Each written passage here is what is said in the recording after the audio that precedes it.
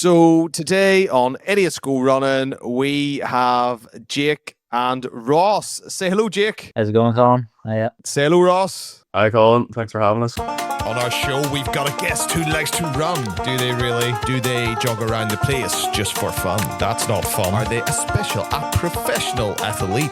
Nope. Lining at the start with the elite. It don't matter. We've got a guest on our show because we asked and they didn't say no. It don't matter because our show has a guest. It does. Pretty much because we asked and they said yes.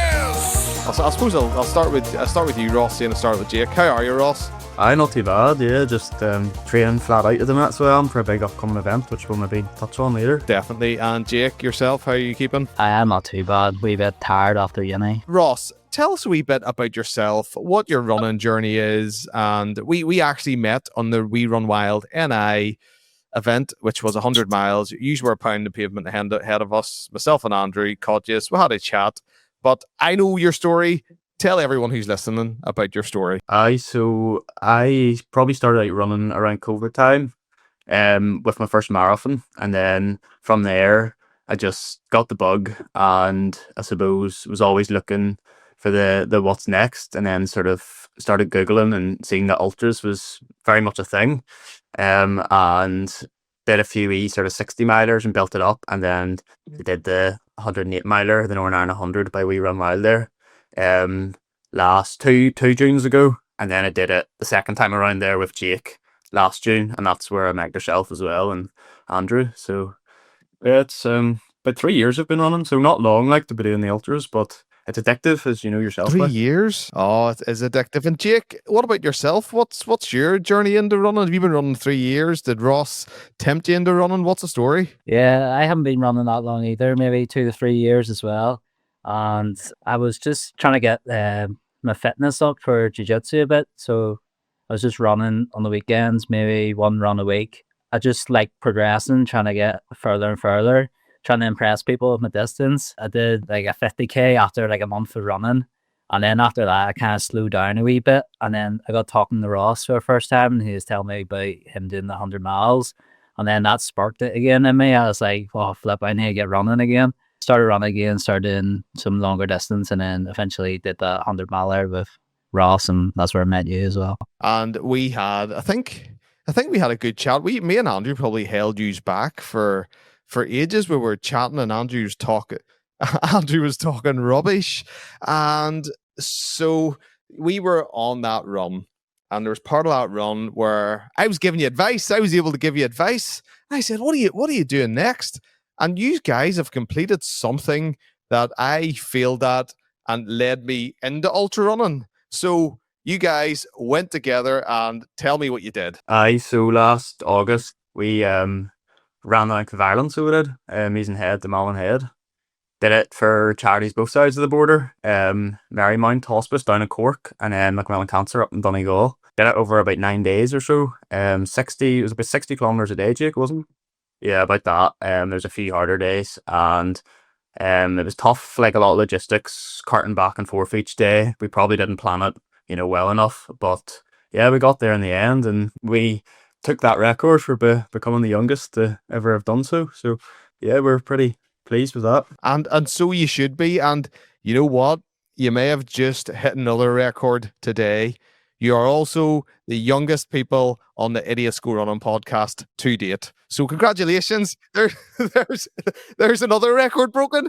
You're just 3 years running and you're breaking records like you wouldn't believe. When I did that run, I got to nearly Limerick. And when we were out running with yous on the Northern Ireland 100, I think I said maybe it did say to you, or maybe I thought it. I said, don't stop at Limerick. Keep on going. That was my mistake. I had never ran an ultra before, and I thought I could run the length of Ireland, and so no experience whatsoever. And you guys went out and you absolutely nailed it, and I followed your journey. Congratulations, guys. That's your journey up to here, and your journey's not stopping because you're raising more money. And I'll go to Jake. Jake, tell us about your next adventure and what's going to happen. Yeah, next adventure's in April.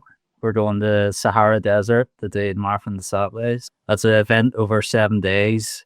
We're there's 6 stages, and one stage is 2 days long, and it's around 250 kilometers. So it's like a marathon a day, basically. But one day is a double marathon, and you're running through the desert. So it's gonna be warm, sandy. You have to carry a backpack with all your supplies, all your food for the 7 days. So I think that's gonna be the toughest part for me, carrying the weight on the sand. And Ross, anything to add to that story, or what's next? Just to touch on what Jake said, distance, I feel like we're sort of feel like we can do that now. You know, we've done a few ultras and we're ready to take that on, but the heat's just going to be a whole other element. Like, just training for it and everything's crazy. In the sauna most days, like every night this week, pretty much I'm in for an hour in the sauna if I can fit it in. You know, just to keep acclimatized. You know, but yeah, we're doing that for Northern Ireland Pancreatic Cancer, NI Panc, and they're a local charity here in Northern Ireland, that raise awareness and obviously funds for pancreatic cancer, and all their funds and everything are kept internally within Northern Ireland across our unis, where all the research is done. But yeah, there's people close to us that this charity means a lot to them as well. So it's just great to be able to do it for them, and we're so fortunate to be able to do so. After doing head to head, and we were asked by them, you know, would we like to do something for them? And we said, bring it on, like, of course, like, we're more than happy. So Brilliant. Brilliant. Happy days. That is some journey. And like, for only running a short length of time, you're really starting to tick boxes that people would be trying to tick their whole lives. What's the training like? So you said you were in a sauna, getting acclimatized to the heat. Now, I did watch, I was going to ask you, there's various MDS events. If people don't know what the Marathon de Sables is, I think there's one in Peru, there's the Sahara, there's Fuerteventura, to name a few of them, but they do various ones. And I watched a video on a guy running it, and he actually said it's freezing at night and it's roasting during the day. You have to bring a down jacket and a decent sleeping bag with you that you have to carry the whole way with you, obviously. So last year apparently it got up to 50 degrees during the day, and then it's low during the night. So need to prepare for both extremes. Wow. And how do you train? How do you train for that? Like, Jake, I'll go with you because Ross, you've touched on the sauna. Jake, how do you train for that warm weather training? And will there be aid stations on the way? And what food do they serve? Yeah, so my plan for the heat training is, well, I've researched it a wee bit, and it says to get your body acclimatized, you kind of need 3 to 5 weeks. And the way I'm preparing this week, I'm starting to wear extra layers on shorter runs and then try to build that up, and maybe do a few sauna sessions as well. And then for the aid stations, yeah, you have to carry at least 1.5 liters of water on you all times, and they'll refill you every 10k or so, I think it is. If you read David Goggins' book at all? Yeah, I've read the first one. Yeah. So you're aware that he dressed himself in like 3 layers, a jacket, a coat, a hood, everything, and went cycling to work, I think to his base, and then he got there and he was able to wring out his clothes. Are you going to get to that stage? That's the goal. Yeah, I like to do that, but I don't think I'll be as psycho as David Goggins. He cycled like, what was that, like 20 miles to worked, and then worked out at lunchtime, and then cycled home and did a run. Like, it's a bit much for me. Like, I have other stuff to be doing. I suppose you have to pass your uni course, isn't that right? And Ross, what's your peak? What's your peak training? I'll ask you both. What does your peak sort of training week look like? Like, where do you go? What do you wear? What do you eat? Like, tell us all about it. So I'd say probably like before you hit your taper weeks, about 5 weeks of sort of 80 to 100k weeks we'll be doing, like built up with your short runs during the week after work whenever you can get them in, and then long runs at the weekend. And we go up to Murlock there, you know, Murlock Beach, just to hit the sand dunes and practice going up and down them, just to get used to the sort of resistance in the sand, you know, and get to practice using our shoes. We've got like gaiters and stuff stitched onto them to prevent the sand getting in. So yeah, just getting used to everything. Running with your kit on is so important. as well. That sounds like a real adventure. Do you know what? I'm super excited for you. I'm really, really excited for you. And I know my brother can't be here today and he'll be really excited for you. But Andrew has a question. And the question is this. So you're going to run in the desert. The obvious question to ask is, what does your dream sandcastle look like? Tell me all about it. How big is it? And if I was to look or walk into this dream sandcastle, what would make me go, ooh, I wasn't expecting this in this dream sandcastle? So, who wants to answer Andrew's question first? That's a mild question. I would probably say, for my dream sandcastle, we actually recently, Jake and myself and a few others, went up Sleeve Donard and built an igloo on the top of it. That was another record we got actually. We became the highest altitude igloo in all of UK and Northern Ireland. I'd probably just replicate that but out of sand. I don't know how well it would stand, mind you, but I would give it a good go anyways. And then what would be in it? What would be in it? What would be in it? Probably just my go-to food on an ultra. It's dried mango, and I've no rhyme or reason. Just when I'm running an ultra, I need my dried mango in my pouch at all times. So Ross, to clarify, your answer is a sand igloo with dried mango inside. Jake, what's your thoughts? I wouldn't mind maybe a sand mansion in the Bahamas or somewhere nice where I can relax a little and get my recovery in. You end your run, you're on your holidays, you've got this sand mansion, and a mansion has everything in it anyway, so it's kind of awesome answers. And Ross, igloo on the top. I seen this on the top of the moor, and you were in the newspapers and you were breaking records again. Tell us about this igloo and what was in your igloo. So one of our good mates from Macrofelt, he's an engineer too, and he's had this idea for the last 2 years about becoming the first to build the highest igloo in the UK and Ireland. That was the record. And he modelled it up, everything, designed it out, did loads of research. He went the week before to build an igloo in Limerick. It was during that snow spell there, the cold spell. And then he just sprung it on myself and Jake and says, would you be interested coming up with me and making this happen? And the four of us went up in the end, and we, from the car park, we basically thought, nah, there's no hope, the snow's all gone. But we went up anyways, and it was just perfect conditions because there had been a wee skiff of rain, so the snow was just the perfect texture to make it.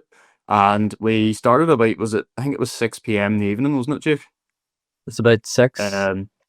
Something like that. And we built it right through to 4 in the morning, and clearest night, stars were out, unbelievable. It was probably one of the best experiences of our lives. It was class, it was. And then we slept in this igloo until about 9 in the morning, until we got some guests poking their head in, some hikers, and looking to join us. But yeah, it was cold. You slept in the igloo For how long was it? 4 hours or something? 4 or 5 hours, yeah. And the wind was just cutting through.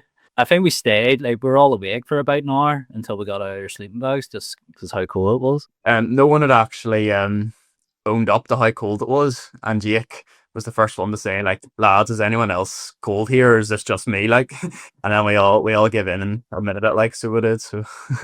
So then you decided to come home. So the novelty. So what you're saying is you can build an igloo, but after about 4 hours, the novelty wears off, and you want to go back. You want to go back to your own lifestyle. And you were saying it was windy through the igloo. See, I have these ideas, these connotations that an igloo is warm and cozy. And you said it was a bit drafty, yeah? I thought it was going to be nice and warm. You see these videos that your body heats up the inside, but because it was on top of the mountain, the wind was so strong up there. Between the blocks, we had packed it with snow, to cover up the gaps, but the wind must have just cut through there, and we woke up and there's all these different holes, and it was freezing. I absolutely love that, guys. So it was our first time using, those space blankets we carry on the ultras for all the mandatory kits. Yes, it was our first time ever opening those. I had to crack them And do open. they work? Are they good? They warm you up like to an extent, so they do. I think they'd save your life. Because I always wonder, I see them space blankets and I've seen them and they're so and so flimsy and just like tinfoil. And I thought, how do these things actually work? I've never put one on. I've never thankfully needed to use one. But you said they do have a wee bit of heat in them, yeah? Do something. You would survive, but you wouldn't be comfortable at the top of Donard. Yeah, well, so we've chatted about the Northern Ireland 100, the Marathon de Sables, the making an Igloo, the running Mizen de Malin. Like, I would say what's next in the future, but from the sound of you two, is that it's just things seem to keep happening, yeah? Yeah, I thought I was done running after the head-to-head Ireland run. I was going to retire and get into the gym a wee bit. But then Ross rang me up and he's like, "Oh, I can get us sponsored to go to Africa." And that's just something you can't turn down. So I made that decision. Yeah, go and start training here for this next thing. Yeah, Jake, well, as I say, it's not a tap, and I think, Ross, you'll agree. You're probably like me. You can't just turn it off, Ross. You can't turn it off. Once you turn that tap on, that toothpaste ain't going back in the tube. Literally, the last 10 miles of every ultra, you're just thinking, like, never again. This is the stupidest thing I ever signed up to. And then the morning after, you're still lying in bed in pain, but for some reason you block it out. You go onto Google and you search for your next race. So you do, like, you get the next one booked. So you do. So where else are we going from here? So I suppose you did say you were the youngest to run the length of Ireland.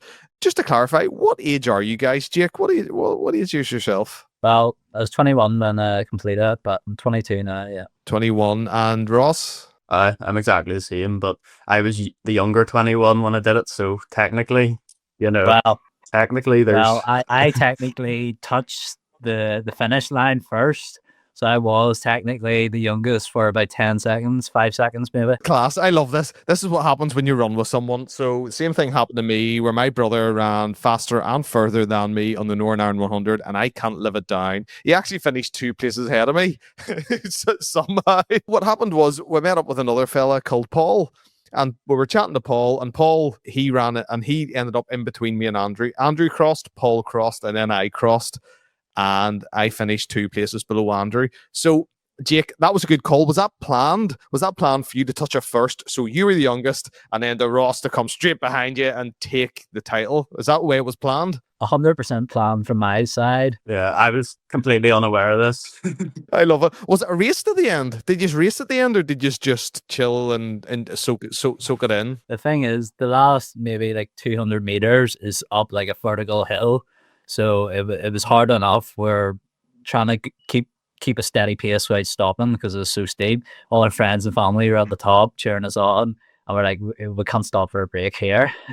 No, you can't. You're flipping. You're too close. I know that last day was brutal. We there was a car crash, so we actually had to be diverted 5k ourselves. And like the last thing we wanted on our last day was an extra 5k after running like 500 odd k so far. So yeah, it was brutal, but yeah, we were just so relieved to get it done. And that's what you want. You want the story. All them wee things that happen in these runs are all part of the story that you don't see coming. That just changes your plans and even makes new plans.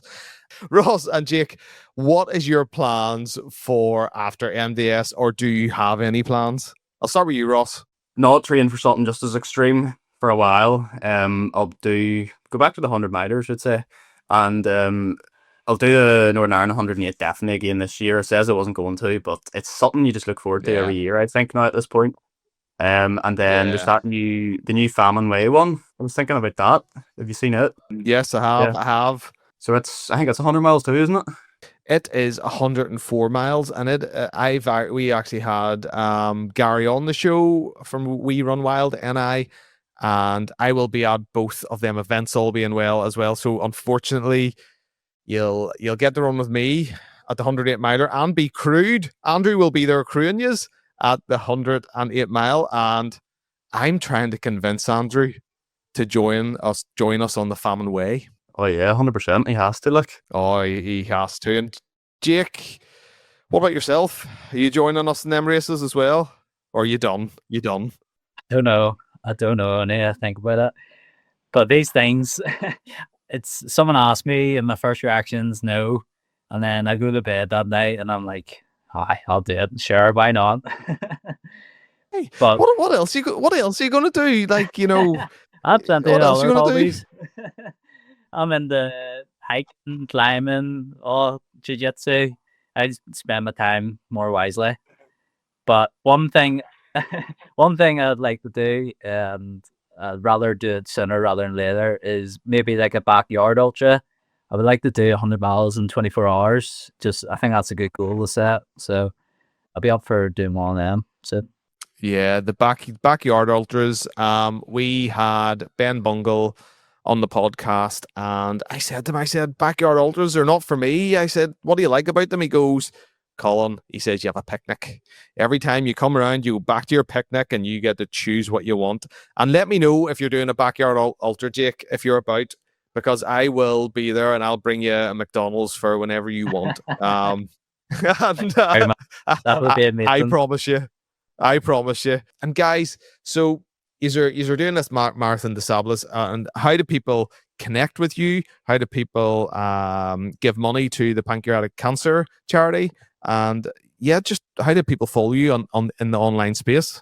Yeah, the easiest way to find us is on Instagram. The username is desert_ultra_NIPanc. And our link for the donation page is in the bio there. And we'll be posting any updates, any training videos. And then when we're doing it, we'll try to get a few bits of footage up. Brilliant. Absolutely brilliant. And if you're posting stuff up, I will share as much as I can. And yeah, guys, donate. If anybody's listening to our show, please donate to these two guys. It's a charity that's probably needs all the help it can get. And if anybody wants to donate, please donate through these guys. It'd be phenomenal.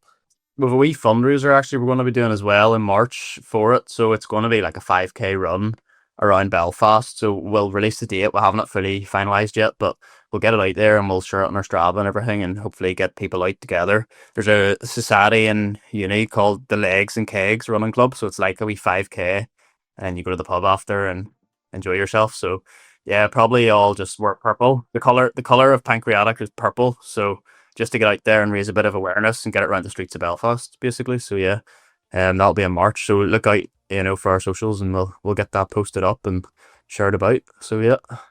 Brilliant. Well, myself and Andrew, we are away at the very start of March, the first week of March. If it's after that, I will convince Andrew to come out for a 5k. I will drag him out kicking and screaming because he doesn't like the cold and he doesn't like running, but he joins these events. Guys, thank you so much for coming on today and chatting to me. Have you enjoyed it? Yeah, been good experience. Thanks for having us, Colin.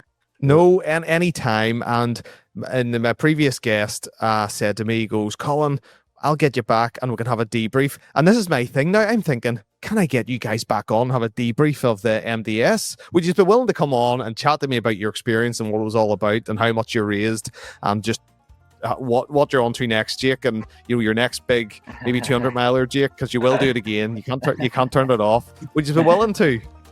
Oh yeah, yeah, for sure, 100%. Brilliant. So you're signed up for the debrief? Aye, definitely. I signed the Jake in a couple of years. We'll have to think about doing that. Do you see that winter spine? Yeah, go for the summer one. There's a summer and a winter one. Aye, that's right. Yeah. The winter one would be tough. Running in your crampons and all, like, it'd be brutal. It'd be brutal. Rather you than me. But let's wait and see. I might be there. It might be good fun. You never know. I'll never say no. All convince each other. Right, guys. Thank you so much for coming on today. Thank you. Thanks for having us, Colin.